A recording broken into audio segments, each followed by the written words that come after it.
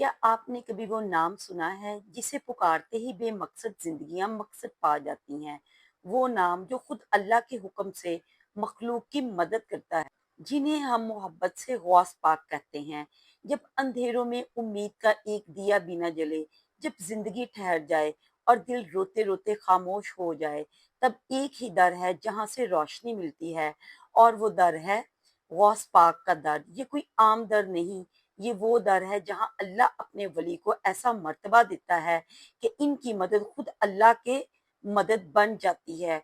गौसे आज़म से मोहब्बत एक अकीदत नहीं, ये इस राह का नाम है जो सीधा अल्लाह की रजा तक पहुंचती है। तो चलिए इस सफर का आगाज करते हैं, जहां अल्लाह की रहमत बरसती है और गौस पाक की मोहब्बत हर जख्म को शिफा में बदल देती है। बगदाद की सरजमीन पर एक अजीब सा सुकून तारी था। हवाओं में एक रूहानी खुशबू फैली हुई थी, जैसे फिजा में किसी वली का नूर हो। दोस्तों, आज हम आपके सामने एक ऐसा वाकया पेश करने जा रही हैं जो ना सिर्फ ईमान को ताज़ा करता है, बल्कि अल्लाह के दोस्तों की करामत की अजमत को बयान करता है। ये वाकया सैयदना गौसे आजम शेख अब्दुल कादिर जिलानी की करामात पर मबनी है। वो ज़ात जिनकी दुआ से अल्लाह ने कितनी ही जानें बचाई और जिनकी वलायत के चर्चे आज भी ज़माने भर में होते हैं। तो आइए इस ईमान अफरोज वाकया की तफसील सुनिए। ये बगदाद शरीफ की एक रूहानी महफिल है, जहाँ गौसे पाक अपने मुरीदैन के साथ एक पुराने मदरसे के सहन में तशरीफ फरमा है। गिरदो नवा में सुकून ही सुकून है और अल्लाह की मोहब्बत की खुशबू फिजा में महसूस हो रही है। आप इल्म व हिकमत के मोती बखेर रहे हैं, मुरीदैन सर झुकाए अदब से सुन रहे हैं। इसी दौरान एक शख्स दौड़ता हुआ आता है और इसकी फूली हुई सांसें, चेहरे पर हवाइयां उड़ी हुई हैं और आंखों से बेबसी से आंसू टपक रहे हैं। वो शख्स रोते हुए गौस पाक के कदमों में गिर पड़ता है और कहता है, या शेख, मेरे बच्चे को दरियाए दजल्ला की मौजें बहा ले गईं।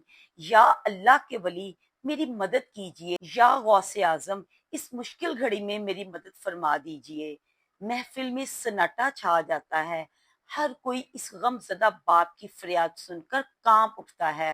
गौसे आजम ने अपनी नजरें झुकाई और अपने दिल को अल्लाह की बारगाह में जोड़ दिया। फिर आपने अपना असा उठाया और खामोशी से दरियाए दजल्ला की सिमत इशारा किया। आपकी आंखों में सुकून, चेहरे पर नूर और जुबान पर खामोश दुआ थी। ऐसा महसूस हो रहा था जैसे पूरी कायनात अल्लाह के इस वली के इशारे पर ठहर गई हो। दजल्ला की बिखरी हुई मौजें, जो चंद लम्हे पहले गुस्से में बिखरी जा रही थी, अचानक रुक गई। ऐसा लगा जैसे किसी ने पूरे दरिया को रोक दिया हो। पानी का शोर थम गया और दरिया का बहाव रुक गया। सबकी आंखों के सामने एक अजीब मंजर था। पानी के बीच एक बच्चा नजर आया जो आहिस्ता आहिस्ता किनारे की तरफ बढ़ रहा था, गोया कोई गैबी ताकत इसे धकेल रही हो। बच्चा किनारे पर पहुंचा तो इसका बाप दौड़कर इसे गले लगा लेता है। दोनों की आंखों से खुशी और शुक्र के आंसू बहने लगते हैं। बाप ने अपने बेटे को अपनी गोद में लेकर बार बार गौस पाक के कदमों में सर झुका दिया और कहा, या शेख, आज आपकी करामत से मेरा बच्चा मुझे वापस मिला है। आप पर सलाम, आप पर लाखों सलाम।